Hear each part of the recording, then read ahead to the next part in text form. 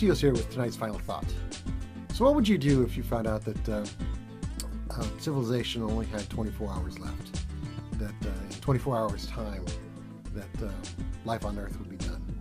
That was a question that was posed recently on one of the podcasts I listen to frequently, the Morning Stream by Scott Johnson and Brian Ibbott.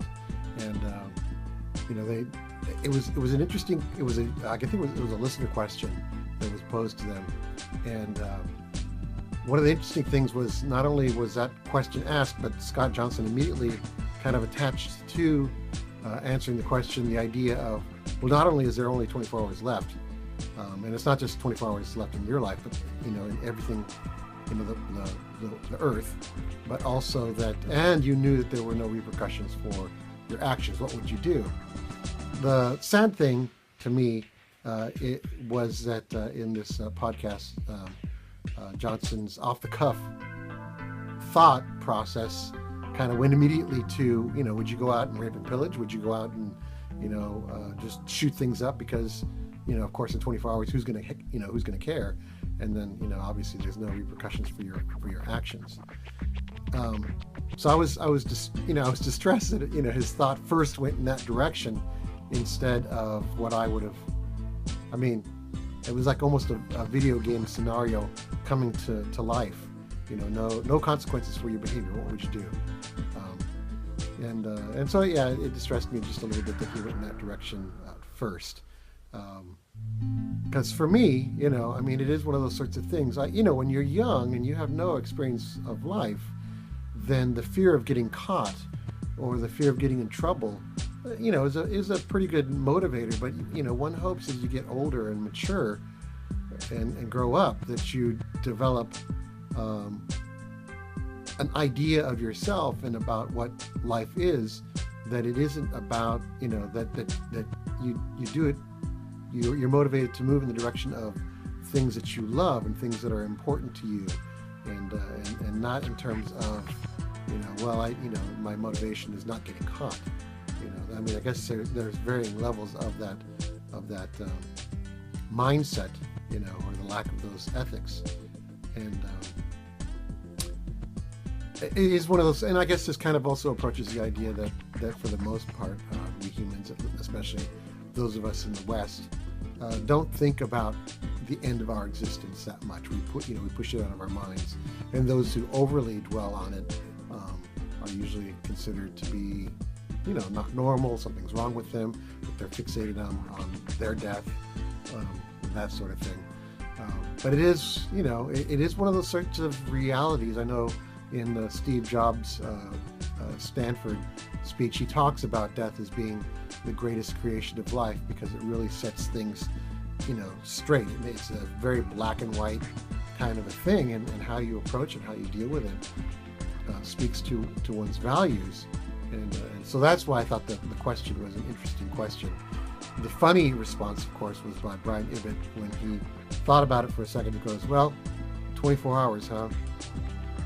Well, there's a lot of movies on Netflix that I've been really meaning to see, so I guess I better get at it, And so it is, it is one of those sorts of things that we have, I guess as you grow older, you have to face and choose those, and hopefully you are, you get to that place where your values are about, are constructive and are centered in a more higher plane than avoiding getting caught, or in some cases the ridiculous idea and notion of avoiding death. It's just one of those sorts of things. My illness from a few over the past year never really got to be on that level, but there was an aspect to it where my independence was taken from me and my mobility was taken from me, and I really had to reassess and reevaluate my, what life really meant to me, what was important.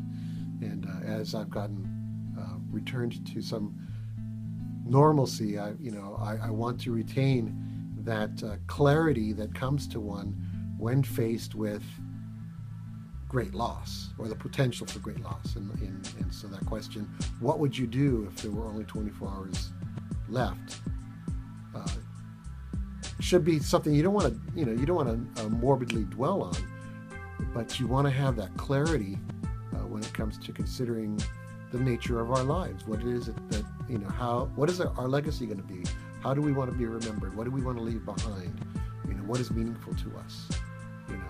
And no one else can answer that question except for, you for yourself and me for myself.